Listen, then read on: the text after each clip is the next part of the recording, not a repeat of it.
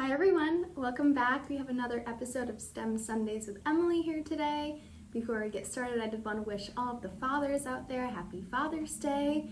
And if you tuned in to the end of my episode last week, you'll know that this activity is very special to me because it's something that my dad loved. So my dad did pass away last year on Father's Day, so this is kind of a different day for me. It's a little bit tough, to be honest, but I'm excited to incorporate him into my STEM Sundays experience, especially since he did not get the chance to see me doing these videos. So I'm happy to have him with me here today as we do this activity incorporating one of his favorite summer treats. So this month we are doing edible or related to food activities. So today we have another sweet treat and we're going to be using root beer floats to explain a few different things about science. So we are going to be doing two activities today. They're both very quick and easy to incorporate into making our own root beer floats. So feel free to replace any of the materials today with something that you enjoy a little bit better, but I'm going to be using root beer and vanilla ice cream just because that's how my dad made them too. So to jump into the materials needed today, we are going to need vanilla ice cream. I just got a small pint. If you have a gallon or some other type of ice cream at home, feel free to use whatever you have. And again, if there's a flavor that you'd rather use, go for it. But I'm just using plain old vanilla. That's going to be great for the activity today.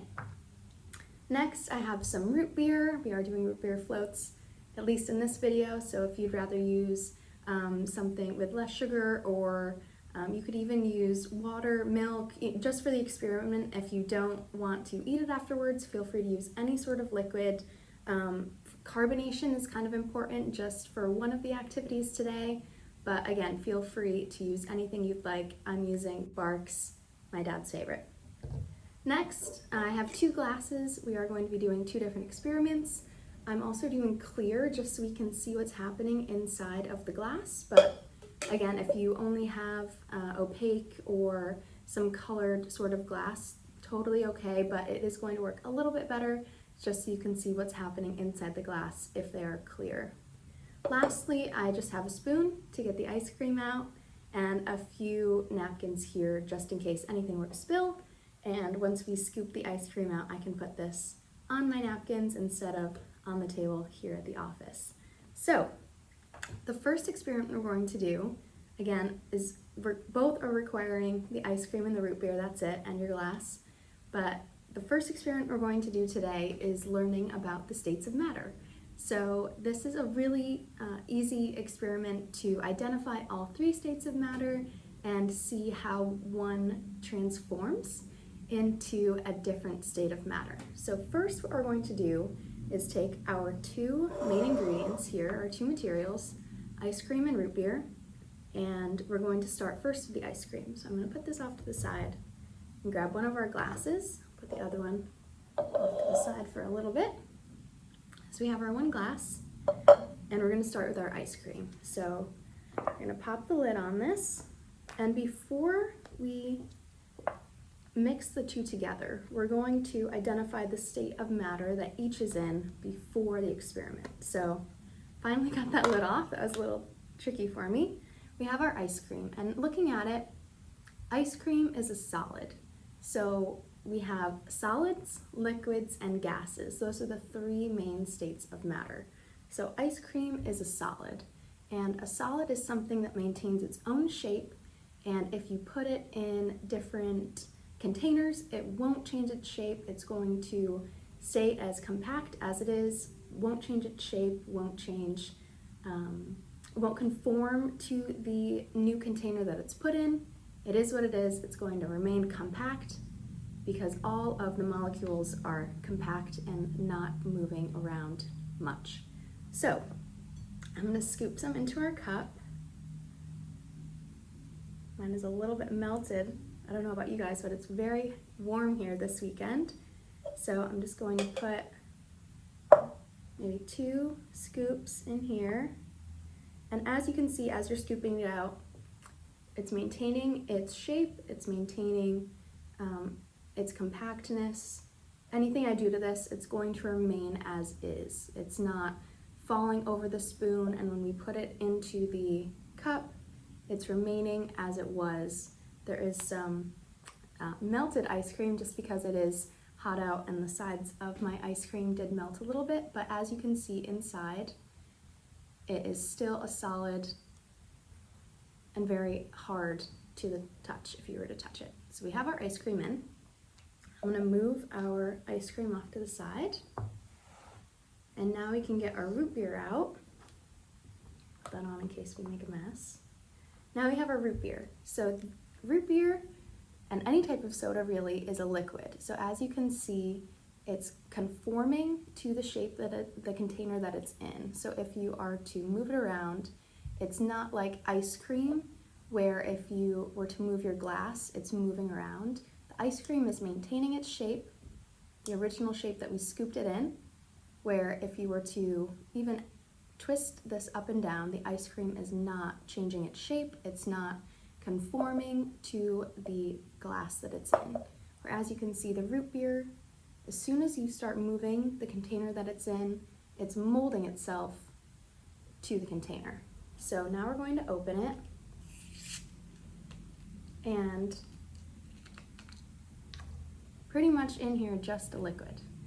Now, what we're going to see is once we pour this soda into our cup of ice cream, we're going to see the third state of matter, a gas.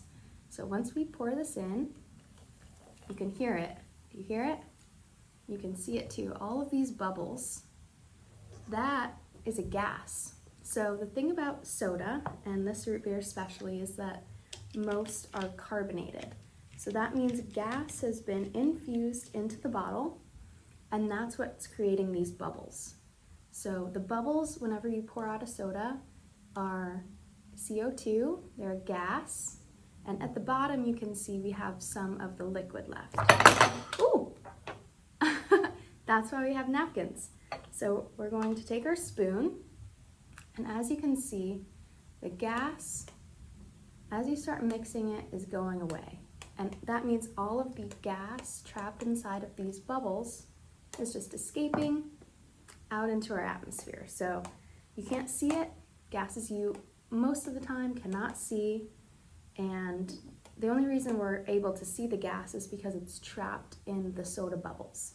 So the soda is actually encapsulating the gas, which is creating all the bubbles, but once you stir it, you see all of the bubbles are going away, and now we're just left with liquid, soda, and solid ice cream.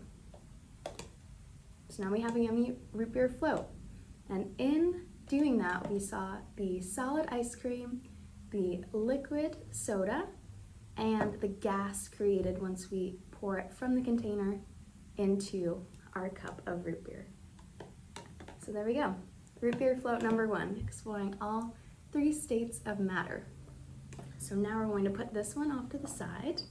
I am actually going to take my spoon, and we'll just rest it on the top lid of the ice cream. Now we're going to get our other glass out. And this I also mentioned at the end of our video last week, was we were going to talk a little bit about buoyancy. So buoyancy is another word, a technical word for float, or the ability for something to float.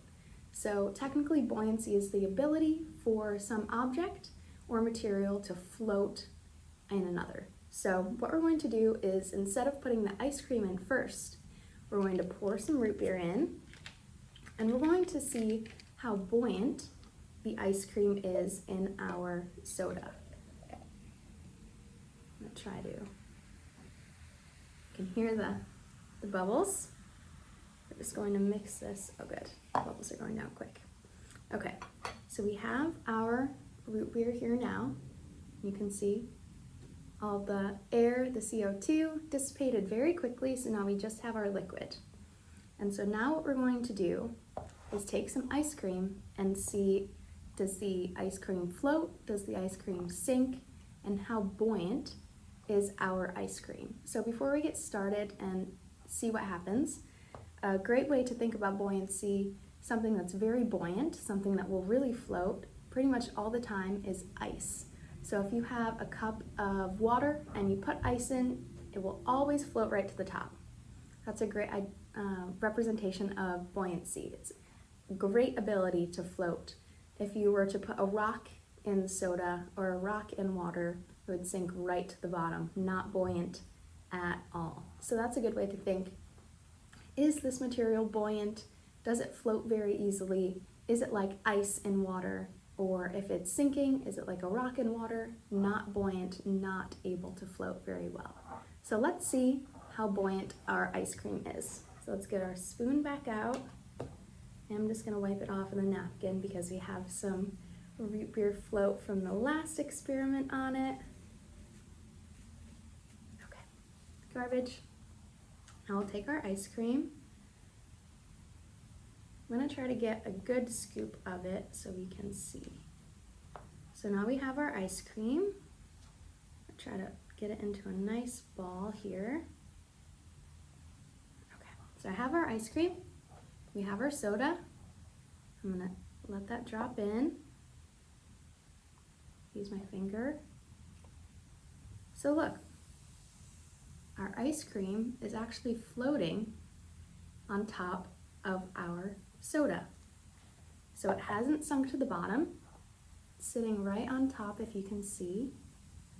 And it is melting a tiny bit, but not too badly. Try and tip it, but it's hard to see. But if it were to sink, you would see it all the way down here at the bottom, but you can see the white up here at the top.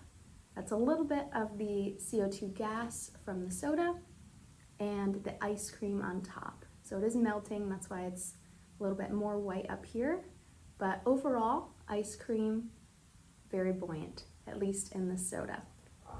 So that's another vocabulary term, a technical term you could incorporate into your everyday, whatever you're talking, if you're saying, oh wow, that really floats well, you could say, wow, that is actually very buoyant. It's another technical term that might be fun to incorporate into your vocabulary. So feel free to add more ice cream to either of these experiments or more root beer, depending on if that's what you enjoy. I know I'm probably going to get a straw and enjoy a root beer float myself after this activity. So I hope that you have a really great Father's Day. Maybe you can do this with your dad or your grandpa or anyone in your family. But I'm really glad that you could tune in to this quick activity incorporating one of my dad's favorite summer treats, and we could learn a little bit about science too. So have a great weekend, and I'll see you next week for our last Sunday of the month. Every time I say this, I can't believe it's already the end of the month, but we are going to be doing our Snap Circuits activity next week. So stay tuned for that, and in the meantime, cheers. Bye guys.